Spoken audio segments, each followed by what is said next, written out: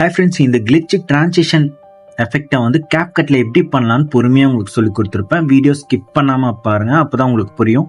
சேனலை வந்து சப்ஸ்கிரைப் பண்ணி வச்சுக்கோங்க.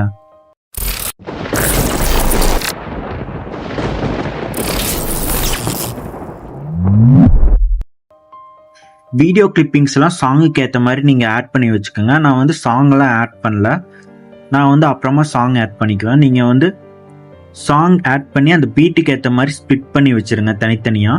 நான் வந்து ஆல்ரெடி ஸ்ப்ளிட் பண்ணி வச்சுட்டேன். ஃபஸ்ட் கிளிப்பிங் மட்டும் கொஞ்சம் லென்த்தாக விட்டுருங்க. நான் ஒரு ஃபஸ்ட் கிளிப்பிங் ஒரு 3 செகண்ட் விட்டுருக்கேன். நீங்களும் அதே மாதிரி வேணும்னு அவசியம் இல்லை, நீங்கள் சாங்குக்கு ஏற்ற மாதிரி வச்சுக்கோங்க.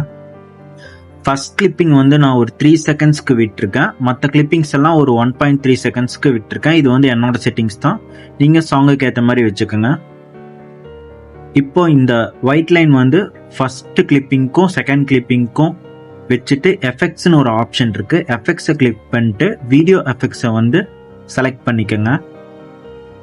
இதில் கிளிட்ச் ஆப்ஷன் செலக்ட் பண்ணிட்டு ஃபஸ்ஸின்னு ஒரு ஆப்ஷன் இருக்கும், இந்த ஆப்ஷனை செலக்ட் பண்ணிக்கோங்க.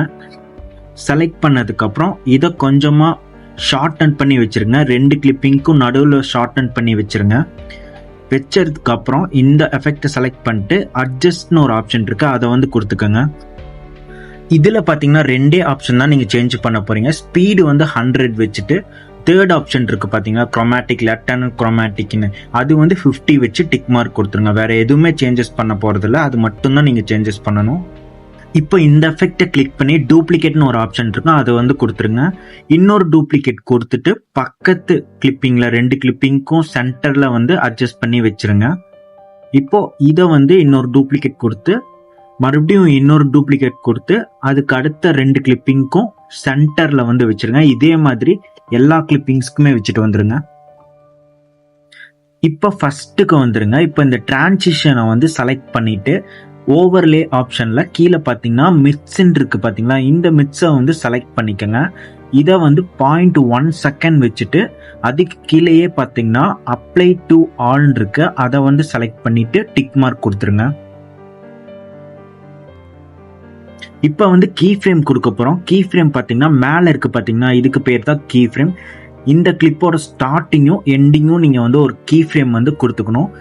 எண்டிங் கீ ஃப்ரேம் கிளிக் பண்ணதுக்கு அப்புறமா எண்டிங் கீ ஃப்ரேமில் இந்த ஒயிட் லைன் படுற மாதிரி வச்சு லைட்டாக உங்கள் ஸ்க்ரீனை வந்து லைட்டாக மட்டும் ஜூம் பண்ணிக்கோங்க, ரொம்ப ஜூம் பண்ண வேணாம். இதே மாதிரி வந்து எல்லா கிளிப்பிங்ஸ்க்குமே பண்ணிட்டு வந்துடுங்க.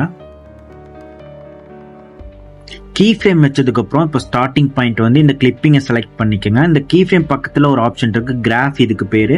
இந்த கிராஃபை வந்து செலக்ட் பண்ணிட்டு இதில் பார்த்தீங்கன்னா ஈஸ் இன் ஒன்னு இருக்கு பார்த்தீங்களா, இதை செலக்ட் பண்ணிக்கோங்க. இதே மாதிரி எல்லா கிளிப்பிங்ஸ்க்குமே ஈஸ் இன் 1 கொடுத்துருங்க.